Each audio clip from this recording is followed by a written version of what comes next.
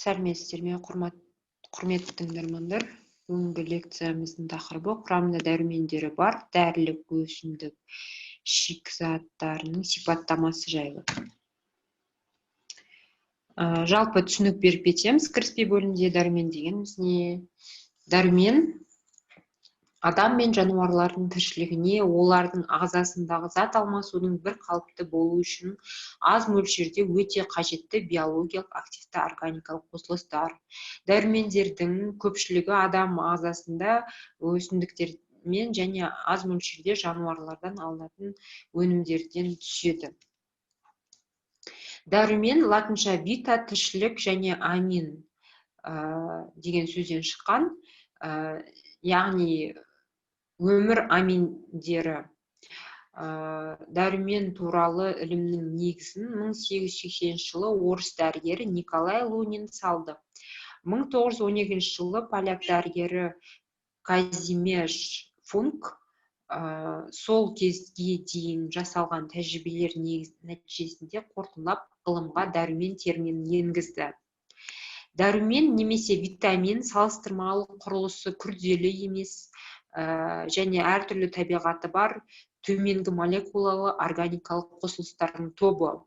Дәрумендерді зерттейтін ілім витаминология деп аталады. Дәрумендердің жіктелуіне келетін болсақ, барлық дәрумендер майда және суда еритіндер деп екі топқа бөлінеді. Бұл ерігіштігі бойынша майда еритін дәрумендер ол А, Д, Е, К дәрумендері, суда еритіндері С, П, П және Б тобындағы барлық дәрумендер осы суда еритін дәрумендерге жатады. Соңғы кезде дәрумендердің классификациясы 4 үлкен топқа бөлінген. Бұл алифатты, бұл химиялық құрылым бойынша ғой. Алифатты, алициклды, ароматикалық және гетероциклды. А дәрумені бұл ретинол, тері қабатының жасушаларының қалыпты жұмыс істеуін қамтамасыз етеді. Ас қорыту жолдарының, жоғары тыныс алу жолдарының эпителийін, зәр шығару жолдарының конъюнктивитті, қарашық және көз сетчаткасының пигменттерін, сондай-ақ бойдың өсуімен организмнің иммундық жауабына әсер етеді.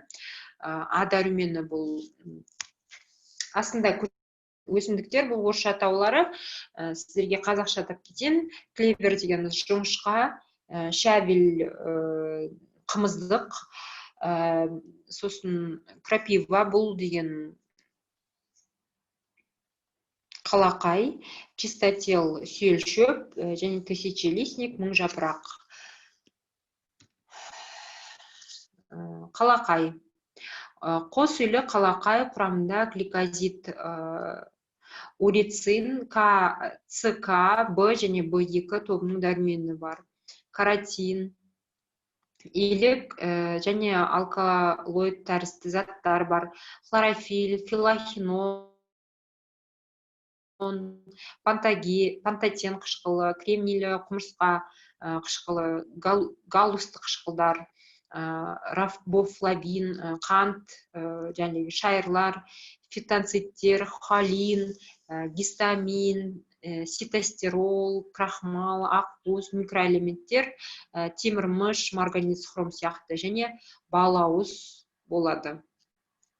Қалақай жараны жазушы, зәр айдайтын, жалпы нығайтқыш іс жүргізетін дәрумендік, тырысуға қарсы, қақырық түсіргіш қасиеттерге ие. Зат алмасуға да оң ықпал тигізеді. Қалақай препараттары қанның ұюын жылдамдатып, қандағы гемоглобиннің, эритроциттердің мөлшерін арттырады. Қандағы қант мөлшерін азайтады, әртүрлі жатырдан, геморроидалды және қан кетулерден, асқадан ішек қан кетулер кезінде қолданылады. С дәрумені аскорбин қышқылы, тері, қызыл иек, қан тамырлары, сүйек және тістің жасушаларының қалыптасуына маңызды рөл атқарады. Организмге темірдің сіңуіне көмектеседі. Жаралардың тез жазуына әсерін тигізеді. С дәрумені кейбір балғын өсімдіктерде болады, мысалы итмұрын, қызылтал, қарақат, сүймен тамыр, шетен, шырғанақ сияқты жемістерде. Төменде көрсетілген суреттері қызылтал кизилдің жемісі, қарақат, қара қарақат, қызыл қарақат, қарақаттың барлық түрлерінде өте көп мөлшерде бар.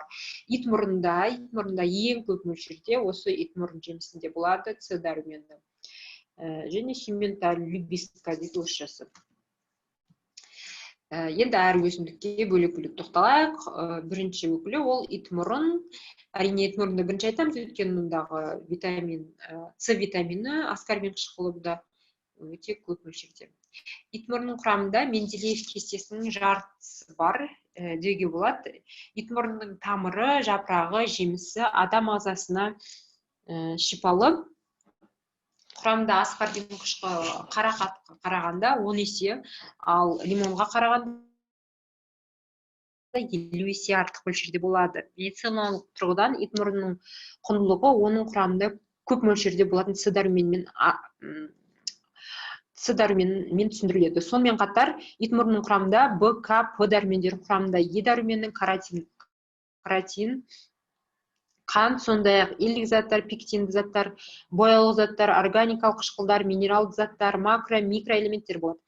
Медицинада итмұрынның поливитамин ретінде ағзаға дәрумендер жетіспегенде, атеросклерозға қарсы, қан қысымы көбейгенде, қан аздықта, иммунитетті көтеруге, сынған сүйекті тез біріктіретін және бауыр ауруларын емдейтін дәрілік өсімдік ретінде пайдаланады. Келесі қарастыратын витаминіміз ол В дәрумені. В тобының витаминдері денеде кездесетін барлық метаболитикалық процестерге қатысатын суда еритін қосылыстардың тобы болып табылады. Олар калориялары бар әртүрлі қоректік заттардың энергиясын шығаруға ықпал етеді. Қандағы қан мөлшерін ұстап тұрады, ас қорыту жүйесін қалыпқа келтіреді, стресске төзімділікті арттырады. Осы топтың дәрумендерін анемия мен невралгиялық және психиатриялық ауруларды емдеу үшін кеңінен қолданады. Бұл топқа жататын дәрумендер бұл витамин, бір витамині бұл тиамин, рибофлавин В2, В3, ПП немесе ниацин, никотин қышқылы дейді оны. Пантотен, пантенол, пантотен қышқылы, В5, В6, пиридоксин, В7, биотин, В9, фоль қышқылы, және В12, цианокобаламин. Дәрілік өсімдіктер, мысалы, кәдімгі жұмыршақ, пастушья сумка, ота В1, В2 витамині бар. Сұлы, итмұрында қалақайда В1, В2 бар. Бұршақ тұқымдастары және жаңғақтарда көп мөлшерде кездеседі В тобының витаминдері.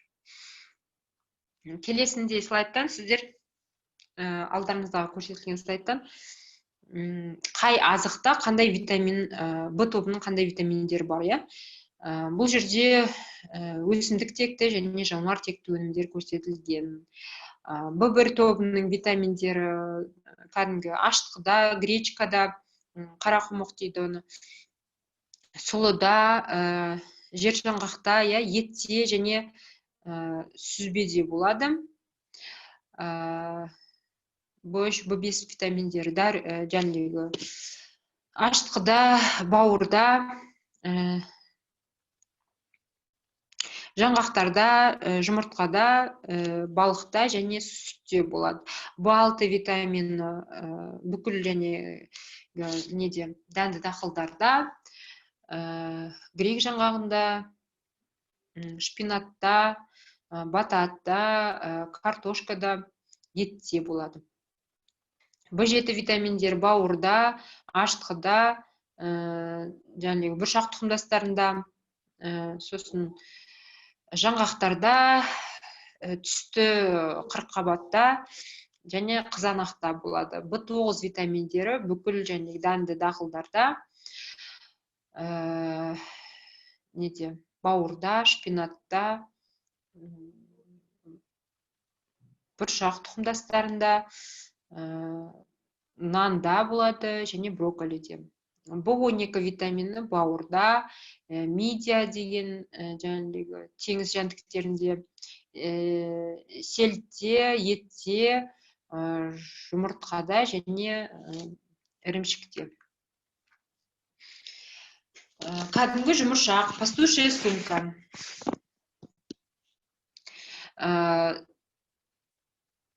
Жұмыршақ шөбінің құрамында жеңіл ыдырайтын бурсин алкалоиды бар. Сонымен бірге оның құрамында бурш және бурсинді глюкозды қышқылдар, эфир майы, илік заттар, алма және лимон қышқылдары, холин, ацетилхолин, К витамині, тиамин, рибофлавин, аскорбин қышқылы болады.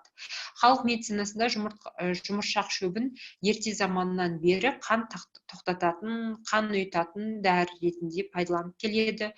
Жұмыршақты басқа да дәрілік өсімдіктермен қоса өкпе туберкулезін, фиброзды, кавернозды тесілген формасында, геморройға, жатыр мойын эрозиясы мен жарасында қарсы қолданады. Өйткені оның препараттары жатыр бұлшық етін жиырылым қасиетін арттырып, шеткері жатқан қан тамырларын кеңейтетін эксперимент түрде дәлелдеген.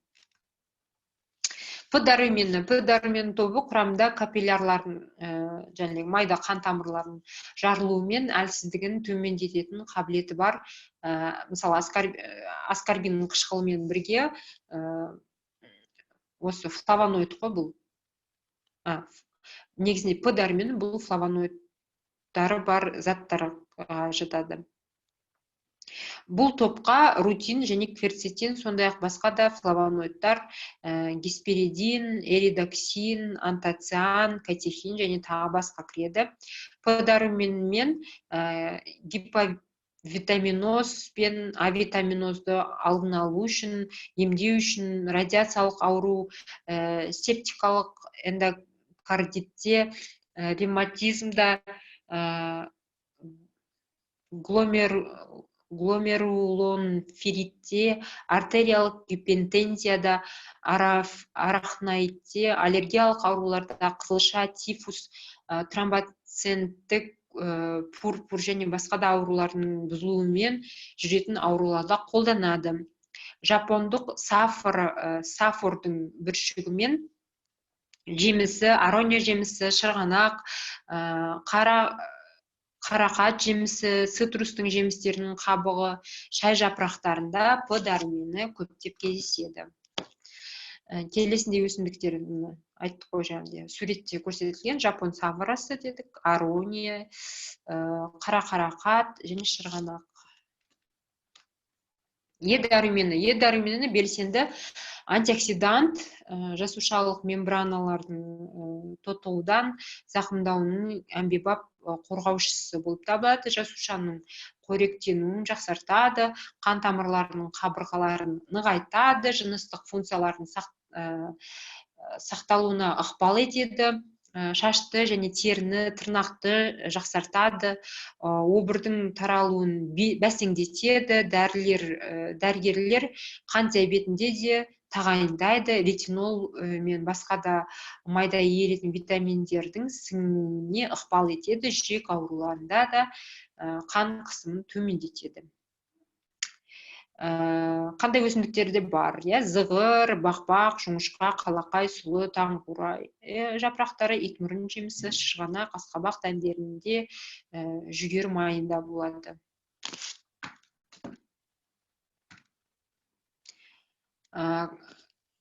Қанның қалыпты ұюын қамтамасыз етеді К дәрумені. Капиллярлардың қабырғаларын нығайтады, олардың зақымдануын болдырмайды, сүйек тінін қалыптастыру және қалпына келтіру процесіне қатысады, тіндердің тотығу процестерін баяулатады, жаралар мен кесіктердің қалыпты сауығына ықпал етеді, қандағы қантты реттеу процесіне қатысады. К дәрумені бұл жоңышқа, қалақай, сұлы, ламинария, көкшай, жұмыртқа, мыңжапырақ, шәмкіш және лигохилус деген өсімдіктерде болады.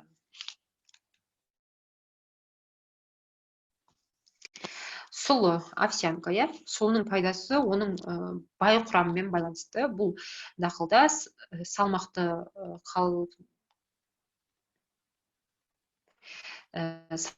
қалыптастыратын, қандағы холестерин құрамын қажетті деңгейде ұстап тұратын, тамырларды атеросклероздан, түйіндерден тазалайтын көптеген пайдалы заттектер бар.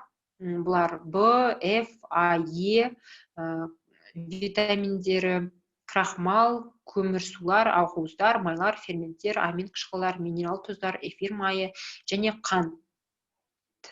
Сонымен қатар микроэлементтер бірегей жиынтығы бар. Бұл хром, цинк, кремний, калий, мыс, селен, бор, вольфрам, йод, қалайы, титан, стронций, цирконий және марганец деген микроэлементтер болады құрамында. Сұлы бүкіл ағзаны жалпы нығайтатын қасиетке ие. Оның құрамында дәрумендер мен минералдардың үлкен топтары бар. А, Е витаминдері шаш пен тырнақтың өсуіне, саулығына, терінің және серпімділігіне пайдалы болса, В, Ф дәрумендері жүйке жүйесінің дұрыс жұмыс істеуіне әсер етеді. Асқазан ішек жолдарына оң ықпал етеді, күрделі көмірсуларды глюкозаға айналдырады. Д дәрумені рахитті емдеу және алдын алу, сынықтар мен олардың дұрыс бітпеуінде, остеопороз, гипотиаза, бауыр аурулары, сүйек сынғыштығының жоғарылауында, созылмалы гастрит, панкреатитте, Д витаминінің төмен деңгейінде туберкулез, диабет емдеу үшін қолданады. Д дәрумендері қандай өсімдіктерде бар? Жоңышқа, қалақай және петрушка, қырықбуын, бақбақ, сұлы деген дақылдарда да болады. Қорыта келе, келесіндей тұжырымдамаларды айта аламыз. Витаминдер өте маңызды және адам ағзасына витаминдерді жеткіліксіз қабылдау жаһандық проблема болып табылады. Дамушы елдерде бұл халықтың айтарлықтай үлесінің аштықтан немесе нашар тамақтанумен тығыз байланысты. Дегенмен дамыған елдерде халықтың көпшілігінің дәрумендерді тұтынуы ұсынылған стандарттарға сәйкес келмейді. Дәрумендердің терең тапшылығын болдырмау үшін жеткілікті, бірақ денеге қажеттілікті оңтайландыру үшін жеткіліксіз витаминдердің жеткіліксіз алу физикалық және ақыл-ой қабілеттілігін төмендетеді. Адамға суыққа төзімділік, жүрек, қан тамырлары мен қатерлі ісік ауруларының дамуына ықпал етеді. Олардың емдеу қиынға соғады. Витаминдер жеткіліксіз жас өспірімдерде жыныстық жетілу, ағзаның өсуін кешіктіреді.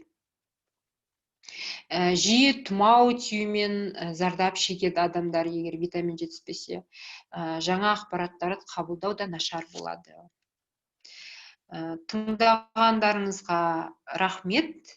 Бүгінгі лекцияны сонымен аяқтайық.